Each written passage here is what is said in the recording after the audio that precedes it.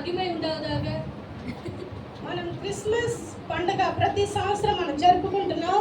நம்மளுடைய கிறிஸ்மஸ் பண்டிகை வருஷம் வருஷம் நம்ம கொண்டாடிட்டு வரோம். ఎంతగా మనం ప్రతి సంవత్సరం జరుపుకున్న ఒక ప్రశ్నగా మనకి వచ్చి ఉంటుంది. நம்ம எவ்வளவுதான் நம்ம கிறிஸ்மஸ் கொண்டாடினாலும் ఒక ప్రశ్న మనకి వచ్చి ఉంటుంది. ஒரு கேள்வி நமக்குள்ள வந்துட்டே இருக்கும். எதுக்கு நம்ம இந்த கிறிஸ்மஸ் கொண்டாடுறோம் அப்படின்னு நம்ம உள்ளத்துல வரும். ఏంటిదా ప్రశ్న అంటే என்னதான் அந்த கேள்வி அப்படின்னா యేసు ఎవరు, యేసు யாரு? ఆ ప్రశ్నకి సమాధానం ఒకటే సమాధానం, చాలా శ్రేష్టమైన సమాధానం, యేసే ఆ వెలుగు. அந்த கேள்விக்கு பதில் என்னன்னா యేసు ஒருவரே. మత్తయి సువార్త 5:14 చూసినట్లే మీరు లోకమునకు వెలుగైన దేవుని వాక్యం సెలవిస్తుంది. యేసు மத்தேயு 14வது அதிகாரத்துல வந்தா యేసుவே அந்த ஒளி, அந்த வெளிச்சம்னு வேதத்துல வாசிக்கிறோம்.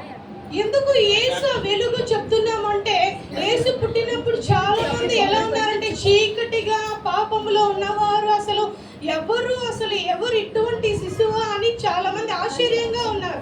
அந்த வெளிச்சம் என்னது அப்படின்னு நிறைய பேர் இருள இருக்கிற ஜனங்கள்லாம் அந்த வெளிச்சம் எப்படி இருக்கும், வெளிச்சமா இருக்குமா, நம்ம வாழ்க்கைக்கு வந்து எப்படி இருக்கும்னு நிறைய பேர் ஆலோசனையோட கேள்வியோட இருக்காங்க.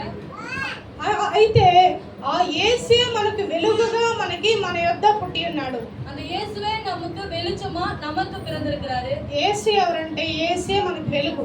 యేసు யாருன்னா அவரே நமக்கு வெளிச்சம். ఈ రోజు మనం ఇంత ప్రకాశవంతమైన లైట్లతో ఉన్నామంటే இந்த நாள்ல நம்ம இவ்வளவு ஒரு பிரகாசமா இந்த லைட் செட்டிங்கோட நம்ம இருக்கோம்னா కారణం రీజన్ యేసు.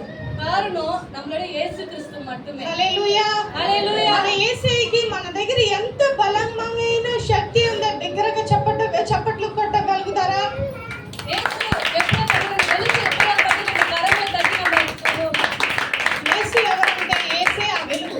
యేసు யாருன்னா அவரே அந்த வெளிச்சம். ஆண்டவர் இந்த வார்த்தையை ஆசீர்வதிப்பாராக. நம்ம மறுபடியும் ஒரு கரங்களை தட்டி பாஸ்டர்